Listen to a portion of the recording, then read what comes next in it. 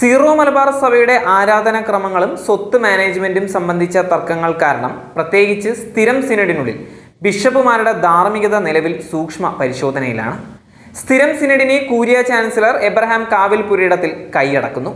മുതിർന്ന ബിഷപ്പുമാർ ഈ ചാൻസലറുടെ അടിമകളാണ് എന്ന് വിശ്വാസികൾ മാത്രമല്ല വൈദികരും ചൂണ്ടിക്കാട്ടുന്നു. ഈ വിഷയങ്ങൾ പൊതുജന പ്രതിഷേധങ്ങൾക്കും സുതാര്യതയ്ക്കുള്ള ആഹ്വാനങ്ങൾക്കും വത്തിക്കാന്റെ ഇടപെടലുകൾക്കും കാരണമായി.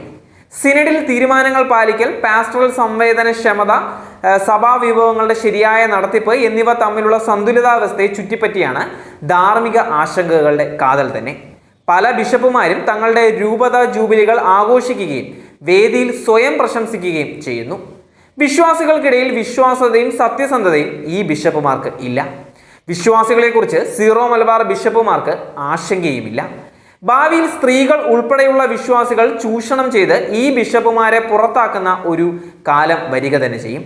ഇംഗ്ലീഷ് അമേരിക്കൻ തത്വചിന്തകനും എഴുത്തുകാരനുമായ തോമസ് പെയിൻ തൻ്റെ സ്വാധീനമുള്ള കൃതിയായ ദി ഏജന്റ് ഓഫ് റീസണിൽ പറഞ്ഞതിൽ അവർ ബിഷപ്പുമാർ സ്വപ്നം കാണാൻ തുടങ്ങും. എൻ്റെ സ്വന്തം മനസ്സാണ് എൻ്റെ സ്വന്തം സഭ, ഞാൻ എൻ്റെ പണം, എൻ്റെ രൂപത, എൻ്റെ ആഡംബരം, അതാണ് അവരുടെ ചിന്തകൾ. വൈദികരുടെ ഇടയിൽ പോലും ബിഷപ്പിനോടുള്ള അനുസരണമൊക്കെ ഇപ്പോൾ കുറയുകയാണ്.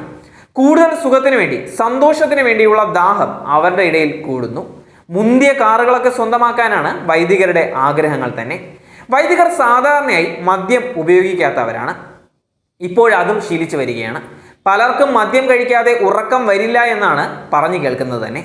നവവൈദികർ പോലും കൂടുതൽ സുരക്ഷിതത്വവും സുഖവും നിറഞ്ഞ ജീവിതമാണ് തേടുന്നത്. 29 മുതൽ 35 വയസ്സുള്ള കൊച്ചച്ചന്മാർ പലരും ആഡംബര സുഖജീവിതം നയിക്കാനാണ് ഇഷ്ടപ്പെടുന്നത്. തീറ്റയും റീൽസും ഡപ്പാങ്കുത്തും ഡാൻസും മാത്രം അറിയാവുന്നവരും താല്പര്യമുള്ളവരും ഏറെയാണ്. എറണാകുളം, തൃശൂർ രൂപതകളിൽ ഇത്തരം നിരവധി വൈദികരാണുള്ളത്. സ്വന്തമായി പണം സമ്പാദിക്കാനും അവ അക്കൗണ്ടുകൾ തുടങ്ങി സുരക്ഷിതമാക്കി നിക്ഷേപിക്കാനും പലരും ശ്രമിക്കുകയാണ്.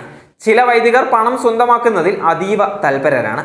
അവർ ആ പണത്തിന് അവരുടെ മുറിയിൽ കാവലിരുന്ന് അവസാനം അത് ഉപയോഗിക്കാൻ സാധിക്കാതെ മരിച്ചു പോകുന്നു. അങ്ങനെയുള്ള ധാരാളം കേസുകൾ ഇപ്പോൾ പുറത്തു വന്നുകൊണ്ടിരിക്കുകയാണ്. സീറോ മലബാർ സഭയിൽ ജീവിതം വളരെ അലസമായി കൊണ്ടുപോകണമെന്ന് ആഗ്രഹിക്കുന്ന ഒരു വലിയ ഗണം വൈദികർ ഉണ്ടായിക്കൊണ്ടിരിക്കുകയാണ്. ഇതൊക്കെ ആരാണ് നിയന്ത്രിക്കേണ്ടത്?